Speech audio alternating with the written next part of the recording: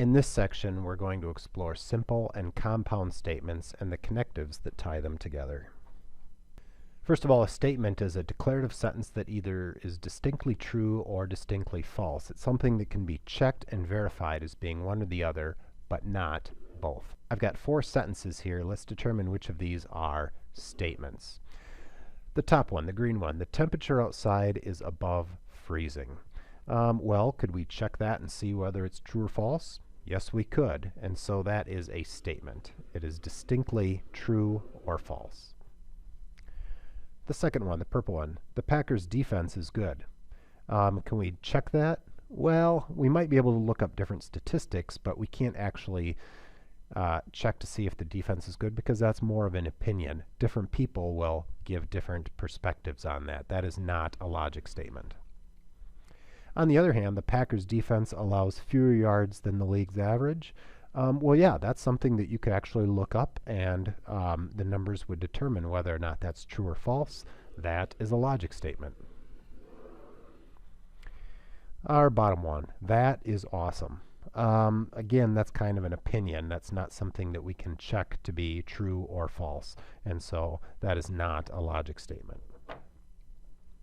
When dealing with logic statements, we like to simplify our work by assigning a variable to each individual statement. Just as we like to use x for the unknown number in algebraic statements, we typically use p, q, and r as the variables that we use to represent logic statements. So here's an example. Let's let the logic statement p be the temperature outside is below freezing.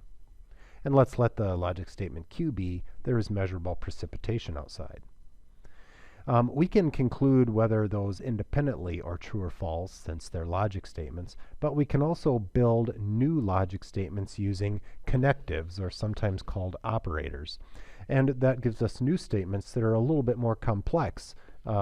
We call those compound statements, and they are, for their own sake, either true or false.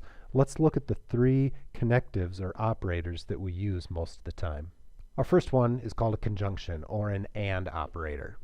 A conjunction occurs when the 2 statements are connected by AND, requiring that they both be true in order for the new statement to be true. And we represent the AND conjunction with an upside down V, or it's like a capital letter A without the crossbar in it.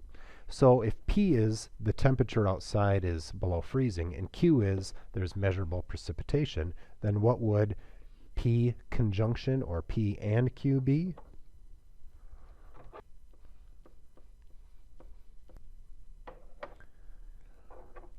That would mean that the temperature outside is below freezing and there is measurable precipitation. That statement is only true if both of our simple statements are true. Our second connective is called the disjunction, or an OR operator. A disjunction occurs when the 2 statements are connected by OR. And we represent an OR, or disjunction, by what looks like a capital letter V. And that compound statement will be true if either of its simple statements are true. So sticking with our same definitions for P and Q, what would P OR Q, or P disjunction Q, mean?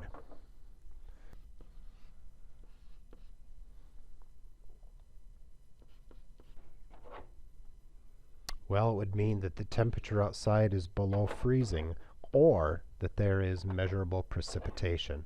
If either one of those conditions is true, then the disjunction is true. Our last connective is the negation, or not operator. A negation occurs when a statement is reversed using the word not. A negation is represented by a tilde, which is the little symbol in the top left of your keyboard. So, sticking with the same P and Q statements, what does not P mean? Well, that would mean the opposite of P.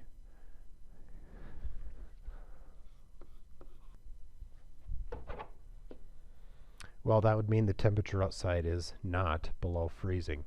Be careful here, because it's tempting to say that the negation of P would be the temperature outside is above freezing.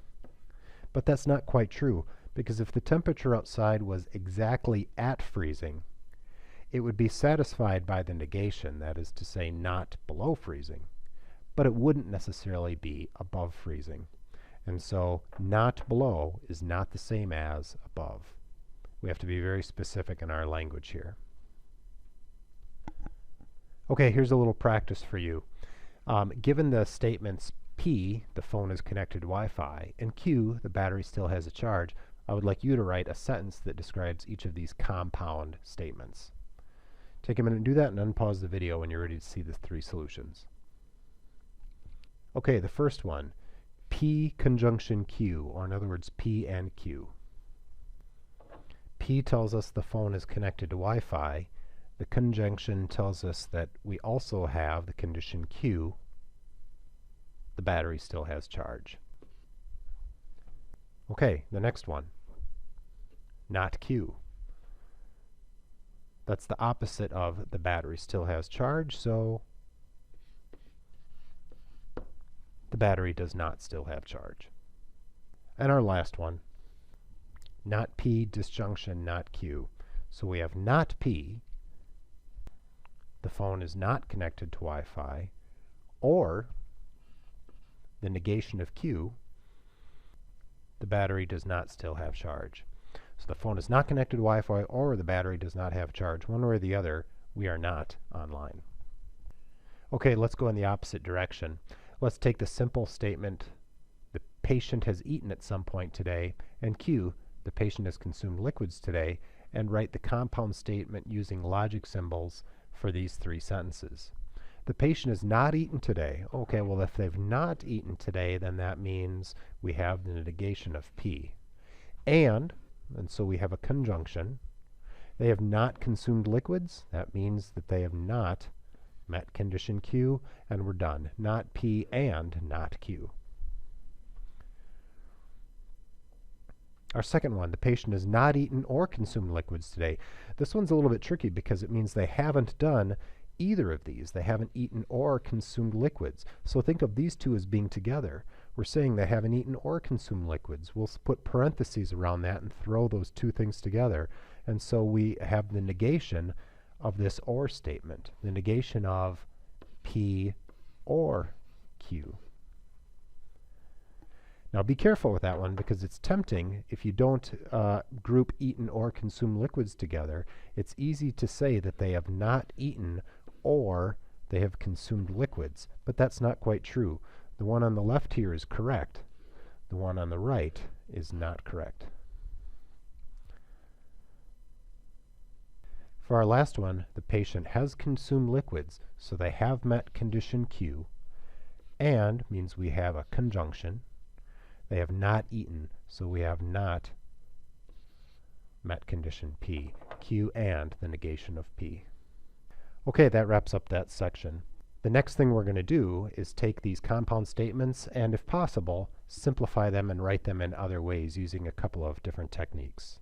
So now that you know what statements and compound statements are, and what the three basic connectives of conjunction, disjunction, and negation are, you can go ahead and do the homework for this section on Blackboard, and as always, get help if you have any trouble.